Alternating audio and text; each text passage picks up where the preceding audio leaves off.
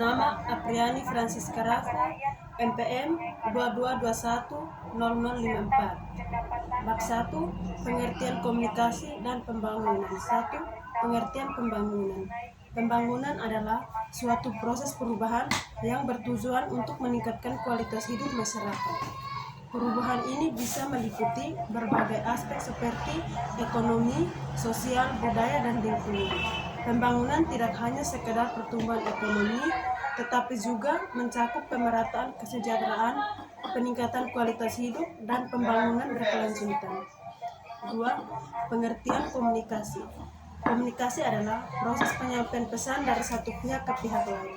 Proses ini melibatkan seorang pengirim pesan, saluran, penerima pesan, dan umpan balik. Komunikasi yang efektif terjadi ketika pesan yang disampaikan dapat dipahami dengan baik oleh penerima dan menghasilkan respon yang diharapkan. 3. Perspektif komunikasi pembangunan. Komunikasi pembangunan adalah proses penyampaian informasi dan ide-ide tentang pembangunan kepada masyarakat. Tujuannya adalah untuk meningkatkan partisipasi masyarakat dalam proses pembangunan, mengubah perilaku masyarakat, dan membangun konsensus tentang tujuan pembangunan. Ada beberapa perspektif dalam komunikasi pembangunan. 1. Komunikasi sebagai proses. Komunikasi dilihat sebagai suatu proses yang dinamis dan berkelanjutan. Proses ini melibatkan berbagai elemen seperti coding dan saluran dan umpan balik. 2. Komunikasi sebagai metode. Komunikasi sebagai alat atau metode untuk mencapai tujuan pembangunan, misalnya kampanye, sosialisasi, dan penyuluhan. 3. Komunikasi sebagai gerakan sosial. Komunikasi sebagai kekuatan untuk mengubah masyarakat, misalnya gerakan sosial untuk memperjuangkan keadilan sosial, lingkungan hidup, atau hak-hak asasi manusia. 4. Sejarah perkembangan komunikasi pembangunan. Komunikasi pembangunan telah berkembang seiring dengan perkembangan teori komunikasi dan pembangunan. Beberapa tahap penting dalam sejarah perkembangan komunikasi pembangunan antara lain. 1. Tahap awal. Komunikasi pembangunan lebih fokus pada penyampaian informasi secara satu arah dari pemerintah kepada masyarakat. Tujuannya adalah untuk memberikan informasi tentang program pembangunan dan memobilisasi masyarakat untuk mendukung program tersebut.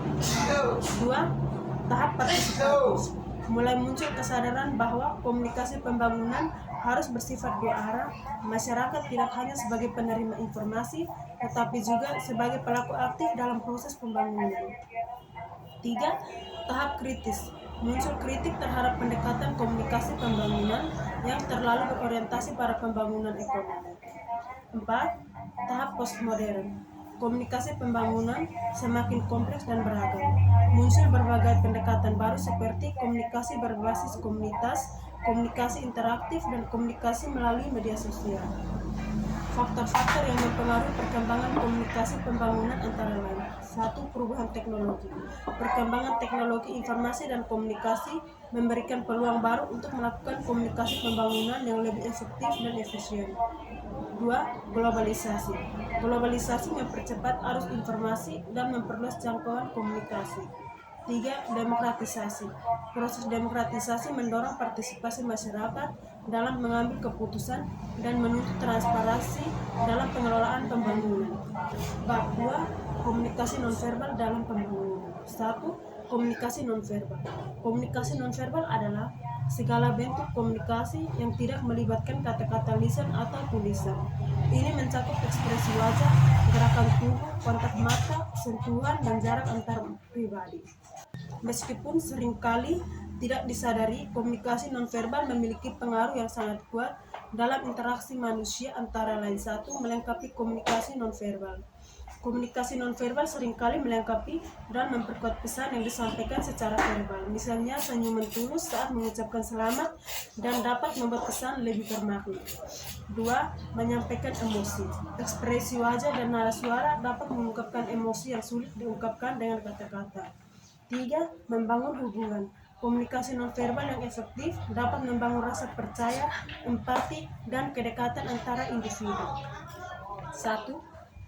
Mengapa komunikasi nonverbal menarik perhatian para ahli? Komunikasi nonverbal telah menarik perhatian para ahli dari berbagai disiplin ilmu seperti psikologi, sosiologi, dan komunikasi. Alasannya adalah yang pertama, kompleksitas. Komunikasi nonverbal sangat kompleks dan nuansa, seringkali sulit didefinisikan secara pasti. Yang kedua, universalitas. Meskipun ada perbedaan budaya dan banyak aspek komunikasi nonverbal bersifat universal. Misalnya, senyuman umumnya dianggap sebagai ekspresi kegembiraan di seluruh dunia. Komunikasi nonverbal memiliki implikasi yang luas dalam berbagai aspek pembangunan seperti pemimpin. Pemimpin yang efektif harus mampu menggunakan komunikasi nonverbal untuk menginspirasi, memotivasi, dan membangun konsensus. Negosiasi. Komunikasi nonverbal memainkan peran penting dalam negosiasi, baik dalam bisnis maupun politik. Kesimpulan, komunikasi nonverbal adalah aspek penting dalam kehidupan manusia. Pemahaman yang lebih baik tentang komunikasi nonverbal dapat membantu kita membangun hubungan yang lebih baik, menyelesaikan konflik, dan mencapai tujuan kita. Bab 3, aspek psikologi dalam komunikasi pembangunan. Komunikasi pembangunan bukan hanya sekedar penyampaian informasi, tetapi juga melibatkan aspek psikologi yang kompleks. 1. Ruang lingkup dan peran psikologi komunikasi. Psikologi komunikasi dalam konteks pembangunan memiliki ruang lingkup yang luas. Beberapa di antaranya meliputi 1. Pemahaman persepsi. Memahami bagaimana individu dan kelompok masyarakat mempersepsikan pesan pembangunan, nilai-nilai yang terkandung di dalamnya, dan dampaknya terhadap kehidupan mereka. 2. Motivasi dan perubahan perilaku. Menganalisis faktor-faktor yang memotivasi individu untuk berpartisipasi dalam pembangunan dan strategi untuk mendorong perubahan perilaku yang diinginkan. 3. Komunikasi antar pribadi. Membangun hubungan yang efektif antar komunikator dan penerima pesan, serta di antara anggota masyarakat. Peran psikologi komunikasi. 1. Merancang pesan yang efektif. Membantu merancang pesan yang sesuai dengan karakteristik psikologi audiens sehingga pesan dapat dipahami, diingat, dan memicu tindakan. 2. Membangun kepercayaan. Membangun kepercayaan antara komunikator dan masyarakat sehingga pesan yang disampaikan lebih kredibel dan diterima. 2. Pendekatan dan aplikasi psikologi komunikasi. Beberapa pendekatan psikologi komunikasi yang dapat diterapkan dalam pembangunan antara lain. 1. Pendekatan kognitif. Memfokus pada proses berpikir, persepsi, dan pemecahan masalah dalam memahami bagaimana individu berproses informasi dalam pembangunan. 2. Pendekatan perilaku. Menekankan pada hubungan antara stimulus, respon, dan penguatan dalam mengubah perilaku individu. Aplikasi psikologi komunikasi antara lain. 1. Kampanye sosialisasi. Merancang kampanye sosialisasi yang efektif untuk meningkatkan kesadaran masyarakat tentang isu pembangunan. 2. Pelatihan. Melakukan pelatihan untuk meningkatkan kapasitas masyarakat dalam berpartisipasi pembangunan. 3. Mencermati perubahan perilaku. Perubahan perilaku merupakan tujuan utama dalam komunikasi pembangunan. Untuk mencapai hal ini, perlu dilakukan pemahaman yang mendalam tentang faktor-faktor yang mempengaruhi perubahan perilaku seperti motivasi, keterampilan, dan lingkungan. 4. Dimensi-dimensi etos. Etos merupakan faktor penting dalam komunikasi pembangunan. Dimensi-dimensi etos yang perlu diperhatikan antara lain. 1. Kredibilitas. Sejauh mana komunikator dipercaya oleh audiens. 2. Karisma. Kemampuan komunikator untuk menarik perhatian dan mempengaruhi audiens. Kesimpulan, psikologi komunikasi memiliki peran yang sangat penting dalam keberhasilan komunikasi pembangunan. Dengan memahami aspek psikologi individu dan masyarakat, kita dapat merancang strategi komunikasi yang lebih efektif dan mampu mendorong perubahan perilaku yang berkelanjutan. Bab 4. Perspektif dominan teori awal pembangunan. Teori-teori awal pembangunan merupakan kerangka pemikiran yang berusaha menjelaskan proses perubahan dari masyarakat tradisional menuju modern. 1. Teori modernisasi. Teori ini berpandangan bahwa semua masyarakat akan melalui tahapan-tahapan perkembangan yang sama dari tradisional menuju modern. 2. Teori sosiologi dan pembangunan. Teori ini menekankan struktur sosial dalam proses pembangunan. Perubahan sosial dipandang sebagai hasil interaksi antara individu dan struktur sosial yang lebih luas. 3. Tradisi versus modernisasi. Perspektif ini melihat adanya pertentangan antara nilai-nilai dan modern. Pembangunan seringkali diartikan sebagai upaya untuk meninggalkan nilai-nilai tradisional dan mengadopsi nilai-nilai modern. 4. Teori fungsionalisme. Teori ini memandang masyarakat sebagai sistem yang terdiri dari berbagai bagian yang saling berhubungan. Setiap bagian memiliki fungsi tertentu untuk menjaga keseimbangan sistem. 5. Evolusioner universal. Mirip dengan teori modernisasi. Teori ini berpandangan bahwa semua masyarakat akan melalui tahapan-tahapan perkembangan yang sama. Perbedaannya terletak pada penekanan pada proses evolusi yang dialami. 6. Pola perencanaan variabel. Teori ini mengaku bahwa tidak ada satu model pembangunan yang cocok untuk semua negara. Setiap negara memiliki kondisi yang unik sehingga memerlukan perencanaan yang disesuaikan dengan kondisi tersebut. 7. Pembangunan sebagai perbedaan. Perspektif ini melihat pembangunan sebagai proses yang memperbesar kesenjangan sosial.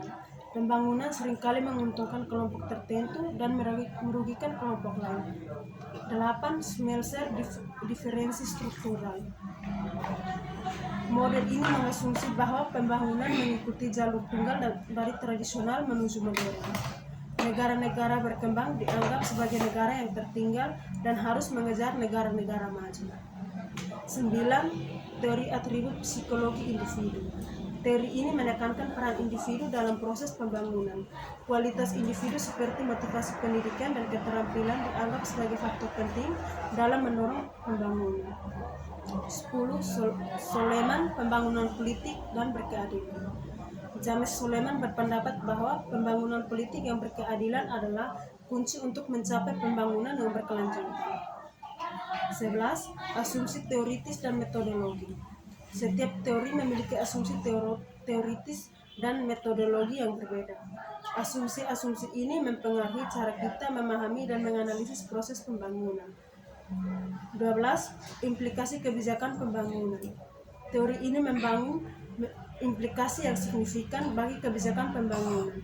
Teori yang berbeda akan menghasilkan kebijakan yang berbeda pula. Kritik terhadap teori awal pembangunan.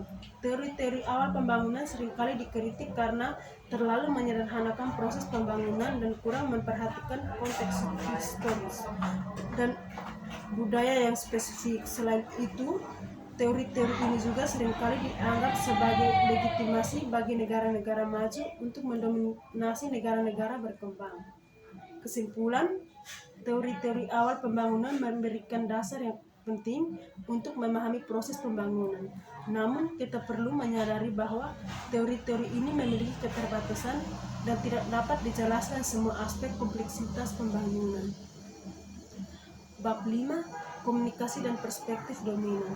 1. Pendekatan efek komunikasi. Pendekatan ini berfokus pada dampak langsung yang ditimbul oleh pesan komunikasi terhadap individu atau kelompok. Asumsinya adalah pesan yang disampaikan melalui media akan langsung diterima dan mengubah sikap, perilaku, atau bahkan pandangan dunia penerima. 2. Konsep masyarakat massa. Konsep ini menggambarkan masyarakat modern sebagai kumpulan individu yang terisolasi, anonim, dan mudah dipengaruhi oleh media massa. Masyarakat massa dianggap homogen, memiliki minat yang sama, dan rentan terhadap manipulasi. 3. Pendekatan difusi inovasi. Pendekatan ini memberikan bagaimana sebuah inovasi, ide, produk, atau perilaku baru menyebarkan dalam suatu masyarakat. Proses difusi dipengaruhi oleh berbagai faktor seperti karakteristik inovasi itu sendiri, saluran komunikasi, dan sifat sosial sistem. 4. Difusi inovasi dan modernisasi. Ada hubungan erat antara difusi inovasi dan proses modernisasi. Inovasi sering dianggap sebagai salah satu pendorong utama modernisasi. Dengan menyebarkan inovasi, media massa dapat membantu mempercepat proses modernisasi dan mengubah pola pikir masyarakat. 5. Media massa dan pendekatan modernisasi. Pendekatan modernisasi memandang media massa sebagai alat yang ampuh untuk mendorong pembangunan dan perubahan sosial. Media dianggap mampu menyebarkan informasi, mengubah sikap, dan memobilisasi masyarakat. 6. Peran media massa dalam pembangunan. Media massa memiliki peran yang sangat penting dalam pembangunan. Beberapa peran tersebut antara lain: 1. Menyebar informasi. Media memberikan informasi tentang pembangunan, kebijakan pemerintahan, dan berbagai isu sosial. 2. Pendidikan. Media dapat digunakan sebagai alat pendidik untuk meningkatkan pengetahuan dan keterampilan masyarakat. 3. Mobilisasi. Media dapat memobilisasi masyarakat untuk berpartisipasi dalam pembangunan. 4. Sosialisasi. Media berperan dalam mensosialisasi nilai-nilai baru dan mengubah kehidupan sosial. Kritik terhadap perspektif dominan. Meskipun pendekatan-pendekatan di atas memiliki kontribusi yang signifikan dalam memahami peran media massa, namun terdapat beberapa kritik yang perlu diperhatikan. A. Terlalu banyak menyederhanakan. Pendekatan-pendekatan ini sering terlalu menyederhanakan proses komunikasi dan pengaruh media. B. Kurang memperhatikan konteks. Pendekatan-pendekatan ini seringkali mengabaikan konteks sosial, budaya, dan politik yang luas. Kesimpulan, pendekatan-pendekatan di atas memberikan kerangka kerja yang berguna untuk memahami peran media massa dalam masyarakat. Namun penting untuk menyadari bahwa realitas sosial jauh lebih kompleks dan tidak dapat dijelaskan hanya dengan satu pendekatan. Bab 6. Kritik terhadap perspektif dominan. 1. Kritik terhadap perspektif dominan. Perspektif dominan dalam komunikasi seringkali dianggap terlalu menyederhanakan proses komunikasi dan pengaruh media. Beberapa kritik utama terhadap perspektif dominan adalah: A. Terlalu fokus pada efek. Perspektif ini seringkali terlalu menekankan pada efek langsung pesan media terhadap individu tanpa mempertimbangkan faktor-faktor lain. B. Mengabaikan peran aktif penerima. Perspektif dominan cenderung melihat penerima pesan sebagai sosok pasif yang hanya menerima informasi tanpa memberikan respon atau interpretasi. C. Tidak memperhitung kekuasaan. Perspektif ini seringkali mengabaikan bagaimana kekuasaan dan relasi sosial mempengaruhi produksi dan distribusi pesan media. D. Menggeneralisasi. Perspektif dominan seringkali membuat generalisasi yang terlalu luas tentang masyarakat massa tanpa memperhitung keragaman dan konteks lainnya. 2. Hambatan struktural. Hambatan sosial struktural adalah faktor-faktor yang berasal dari lingkungan sosial budaya yang dapat menghambat proses difusi inovasi. Beberapa contoh hambatan sosial struktural adalah: 1. Norma dan nilai. Norma dan nilai yang ada dalam suatu masyarakat dapat bertentangan dengan inovasi baru. 2. Struktur sosial. Struktur sosial yang hierarkis atau tertutup dapat menghambat penyebaran inovasi. 3. Keyakinan dan kepercayaan. Keyakinan dan kepercayaan yang sudah mapan dapat sulit digoyahkan oleh inovasi baru. 3. Kritik terhadap media massa. Kritik terhadap media massa seringkali berfokus pada: A. Bias. Media massa seringkali memiliki bias tertentu dalam meliput suatu peristiwa atau isu. B. Komersialisasi. Orientasi pada profit dapat membuat media massa lebih fokus pada hiburan daripada informasi yang bermutu. C. Konsentrasi kepemilikan. Konsentrasi kepemilikan media di tangan segelintir orang dapat membatasi keragaman suara dan perspektif. D. Manipulasi opini publik. Media massa dapat digunakan untuk manipulasi opini politik dalam kepentingan kelompok tertentu. 4. Hipotesis kesenjangan dalam pengetahuan. Hipotesis kesenjangan dalam pengetahuan mengacu pada gagasan bahwa kelompok sosial yang lebih tinggi, misalnya kelas menengah atas, cenderung memiliki akses yang lebih baik terhadap informasi dan pengetahuan dibanding dengan kelompok sosial yang lebih rendah. Hal ini dapat memperbesar kesenjangan sosial. 5. Kritik terhadap penelitian. Kritik terhadap penelitian dalam bidang komunikasi seringkali berfokus pada: 1. Metodologi. Metode penelitian yang digunakan seringkali dipertanyakan, terutama dalam hal validitas dan reliabilitas data. 2. Generalisasi. Hasil penelitian seringkali digeneralisasi secara berlebihan tanpa mempertimbangkan konteks spesifik. 3. Bias peneliti. Peneliti dapat memiliki bias tertentu yang mempengaruhi hasil penelitian. 6. Kritik terhadap difusi inovasi. Kritik terhadap teori difusi inovasi antara lain: 1. Terlalu linear.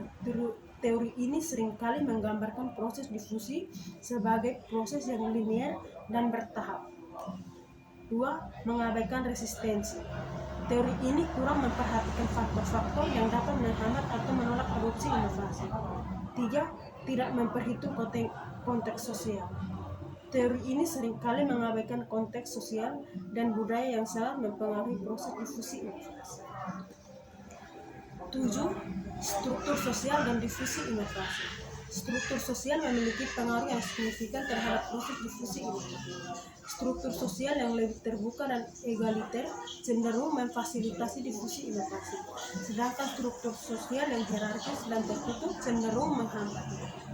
Kesimpulan, konsep-konsep di atas saling berkaitan dan menunjukkan kompleksitas proses komunikasi dan perubahan sosial.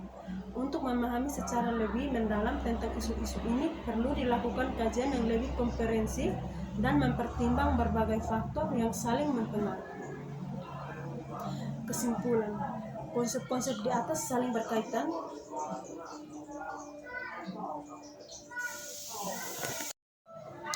Bab 7, ruang lingkup, tujuan, prinsip, strategi, dan fungsi komunikasi pembangunan. 1. Ruang lingkup komunikasi pembangunan. Ruang lingkup komunikasi pembangunan sangat luas dan mencakup berbagai aspek seperti kehidupan masyarakat. Secara umum, komunikasi pembangunan bertujuan untuk A. Membangun kesadaran, meningkatkan kesadaran masyarakat tentang pentingnya pembangunan dan isu-isu terkait. B. Membentuk opini publik yang mendukung program pembangunan. C. Memotivasi partisipasi, memotivasi masyarakat untuk lebih aktif dalam proses pembangunan. D. Mengubah perilaku, mendorong perubahan perilaku masyarakat agar lebih mendukung pembangunan. 2. Tujuan komunikasi pembangunan. Tujuan utama komunikasi pembangunan adalah untuk mencapai pembangunan yang berkelanjutan dan berkeadilan. Secara spesifik, tujuan komunikasi pembangunan antara lain: A. Membangun masyarakat yang berpartisipasi. Masyarakat aktif terlibat dalam perencanaan, pelaksanaan, dan evaluasi pembangunan. B. Meningkatkan kualitas hidup, meningkatkan taraf hidup masyarakat melalui pembangunan berbagai sektor. C. Menciptakan perubahan sosial, mendorong perubahan sosial yang positif seperti penghapusan kemiskinan, peningkatan kesetaraan gender, dan lain-lain. D. Memperkuat nilai-nilai kebangsaan, memperkuat rasa persatuan dan kesatuan bangsa. 3. Prinsip-prinsip komunikasi pembangunan. Agar efektif, komunikasi pembangunan harus berdasarkan prinsip-prinsip berikut. 1. Relevan. Pesan yang disampaikan harus relevan dengan kebutuhan dan kepentingan masyarakat. 2. Jelas dan mudah dipahami. Bahasa yang digunakan harus sederhana dan mudah dipahami oleh semua kalangan. 3. Akurat. Informasi yang disampaikan harus benar-benar akurat. 4. Terbuka dan jujur. Komunikasi harus bersifat terbuka dan jujur, tidak ada yang disembunyikan. 5. Berkelanjutan. Komunikasi harus dilakukan secara terus-menerus dan berkelanjutan. 6. Bersifat partisipatif. Masyarakat harus dilibatkan secara aktif dalam proses komunikasi. 4. Strategi komunikasi pembangunan. Strategi komunikasi pembangunan dapat disesuaikan dengan kondisi dan konteks masing-masing wilayah. Beberapa strategi umum yang diterapkan antara lain: 1. Komunikasi interpersonal, komunikasi langsung dengan individu atau kelompok kecil. 2. Komunikasi kelompok, komunikasi dengan kelompok yang lebih besar seperti pertemuan dan seminar. 3. Komunikasi massa, menggunakan media massa seperti televisi, radio, surat kabar, media sosial untuk menjangkau masyarakat luas. 4. Kampanye sosial, melakukan kampanye sosial untuk mengubah perilaku masyarakat. 5. Pendidikan nonformal, melalui pelatihan, kursus, dan program pendidikan nonformal lain. 5. Fungsi komunikasi pembangunan. Komunikasi pembangunan memiliki beberapa fungsi penting, yaitu: 1. Informatif, menyampaikan informasi tentang program pembangunan kepada masyarakat. 2. Edukatif, memberikan pendidikan dan pengetahuan kepada masyarakat. 3. Persuasif, membujuk masyarakat untuk mendukung dan berpartisipasi dalam pembangunan. 4. Integratif, mengintegrasikan berbagai elemen masyarakat dalam proses pembangunan. 5. Kontrol sosial, membantu menciptakan kontrol sosial yang positif. Bab 8. Teori dan peran baru komunikasi pembangunan. 1. Membangun siapa? Perubahan perspektif kritis. Premis pada tahun 50-an, 60-an, dan 70-an adalah ketika bangsa-bangsa melakukan pembangunan, mereka dapat menyingkirkan kemiskinan. Hal ini tidak bisa dikatakan sepenuhnya benar. Di sisi lain, secara karakter alami dan metode pembangunan memang dihubungkan dengan peningkatan kemiskinan, sebagaimana konsep yang sering kali digunakan dalam 3 dekade sebelumnya. Proses pembangunan bisa mengurangi semua kemiskinan, namun secara pasti mampu meningkatkan sebagiannya. Beberapa bangsa atau perorangan mengambil keuntungan dari proses pembangunan.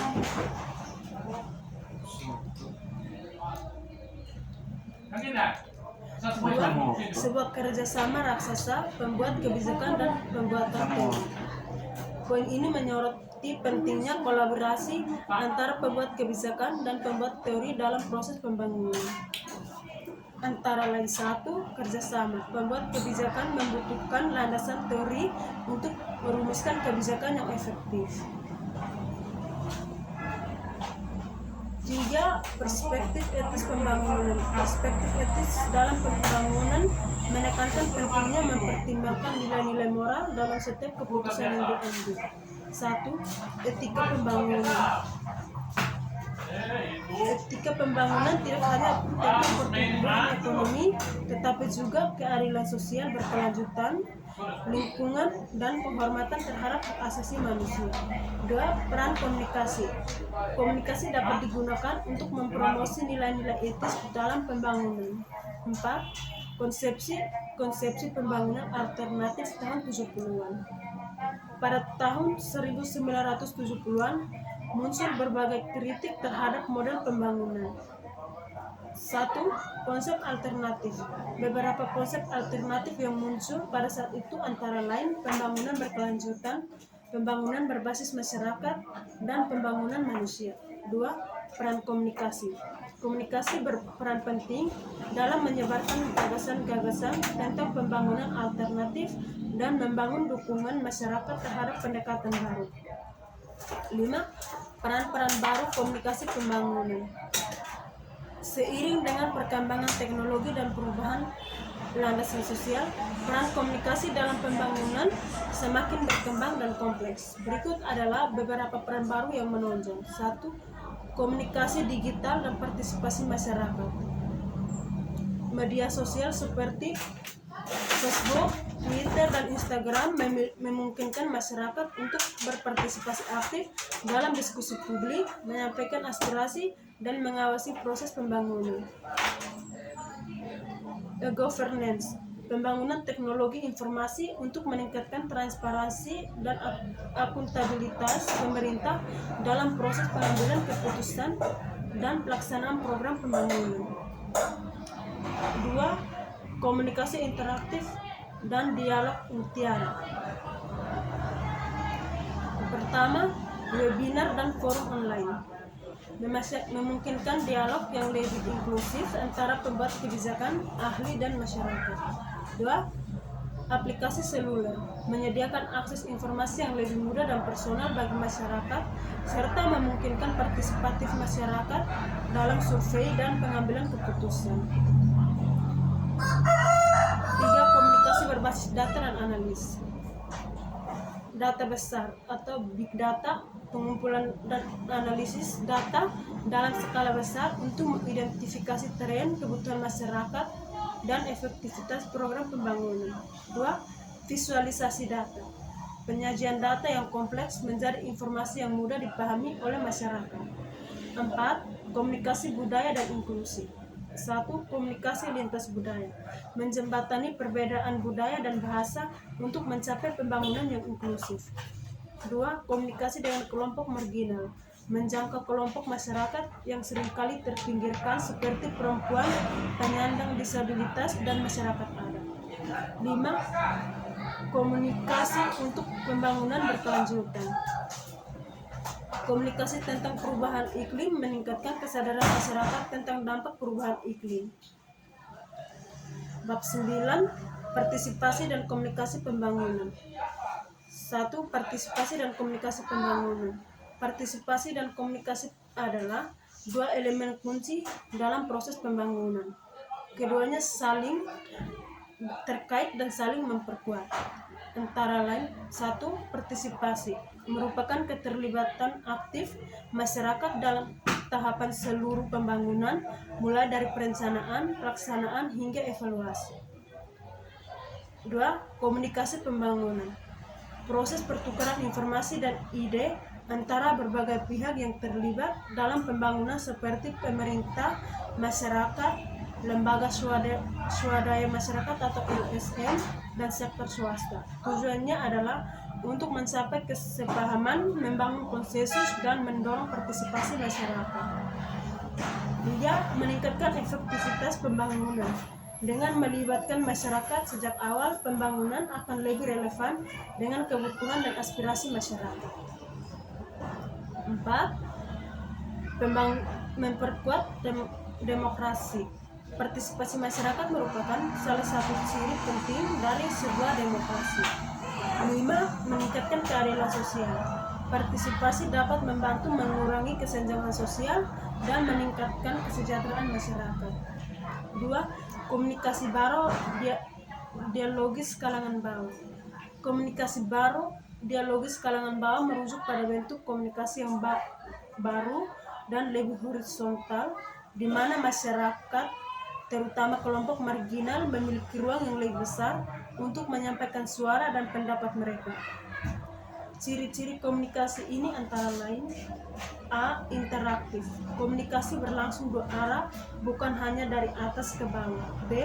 Partisipatif, semua pihak terlibat aktif dalam proses komunikasi. C. Demokratis, semua suara memiliki nilai yang sama. D. Menggunakan bahasa yang mudah dimengerti, komunikasi menggunakan bahasa yang sederhana dan mudah dipahami oleh kalangan. 3. Pendekatan komunikasi partisipasi. Pendekatan komunikasi partisipasi adalah suatu energi komunikasi yang bertujuan untuk memfasilitasi masyarakat dalam pembangunan.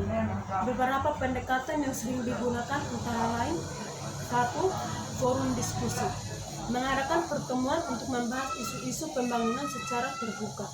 2.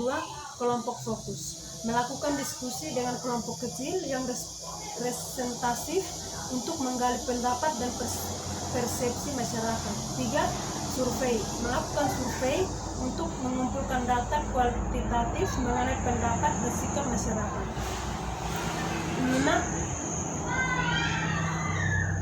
Teknologi informasi dan komunikasi, memanfaatkan TIK untuk mempermudah komunikasi dan partisipasi. 3. Pendekatan komunikasi partisipasi. Pendekatan komunikasi partisipasi adalah suatu strategi komunikasi yang bertujuan untuk memfasilitasi partisipasi masyarakat dalam pembangunan.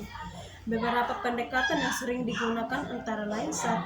Forum diskusi, mengadakan pertemuan untuk membahas isu-isu pembangunan secara terbuka. 2. Kelompok fokus, kelompok fokus melakukan diskusi dengan kelompok kecil yang representatif untuk menggali pendapat dan persepsi masyarakat. 3. Survei, melakukan survei untuk mengumpulkan data kuantitatif mengenai pendapat dan sikap masyarakat. 4. Media massa, menggunakan media massa untuk menyebar informasi dan mengajak masyarakat berpartisipasi. 5. Teknologi informasi dan komunikasi, memanfaatkan teknologi informasi dan komunikasi untuk mempermudah komunikasi dan partisipasi, misalnya melalui media sosial atau aplikasi mobil. Contoh penerapan komunikasi partisipatif. 1. Musyawarah desa merupakan forum musyawarah yang melibatkan seluruh warga desa untuk membahas berbagai masalah dan mengambil keputusan bersama. 2. Sosialisasi program pemerintah. Pemerintah melakukan sosialisasi program pembangunan kepada masyarakat secara langsung untuk mendapatkan masukan dan dukungan. Bab 10. Perubahan sosial dan pembangunan desa mulai dari belakang. 1. Perubahan sosial. Perubahan sosial merujuk pada segala bentuk perubahan yang terjadi dalam struktur sosial, sistem sosial maupun pola perilaku dalam suatu masyarakat. Perubahan ini bisa terjadi secara bertahap atau mendadak disebabkan oleh berbagai faktor seperti A. Faktor internal, pertumbuhan penduduk, urbanisasi, inovasi teknologi, konflik sosial, dan perubahan nilai dan norma. B. Faktor eksternal, perubahan iklim, bencana alam, pengaruh budaya asing, kebijakan pemerintah. Perubahan sosial dapat membawa dampak positif maupun negatif bagi masyarakat tergantung pada bagaimana masyarakat tersebut beradaptasi dengan perubahan tersebut. 2. Pembangunan desa mulai dari belakang. Konsep ini diperkenalkan oleh Robert Chambers yang menekankan pentingnya memulai pembangunan desa dengan memahami kebutuhan dan perspektif masyarakat desa itu sendiri. Artinya, pembangunan desa tidak boleh hanya didasarkan pada pandangan dari luar, tetapi harus melibatkan partisipatif masyarakat desa. Beberapa prinsip utama dalam pembangunan desa mulai dari belakang. Yang pertama, partisipasi masyarakat. Masyarakat desa harus menjadi aktor utama dalam perencanaan dan pelaksanaan pembangunan. 2. Pengetahuan lokal. Memanfaatkan pengetahuan dan pengalaman lokal dalam mencari solusi atau masalah yang dihadapi. 3. Fokus pada kelompok miskin. Pembangunan desa harus lebih memperhatikan kebutuhan kelompok masyarakat yang paling rentan. 3. Modernisasi pedesaan. Modernisasi pedesaan adalah proses perubahan masyarakat desa menuju masyarakat yang lebih modern, ditandai dengan adanya adopsi teknologi baru, perubahan pola pikir, dan peningkatan produktivitas. Modernisasi pedesaan bertujuan untuk meningkatkan kesejahteraan masyarakat desa, namun perlu dilakukan dengan hati-hati agar tidak merusak nilai-nilai tradisional yang masih relevan. 4. Kota dan proses perubahan sosial. Kota sering menjadi pusat perubahan sosial karena kota merupakan tempat berkumpulnya berbagai macam orang dengan latar belakang yang berbeda-beda.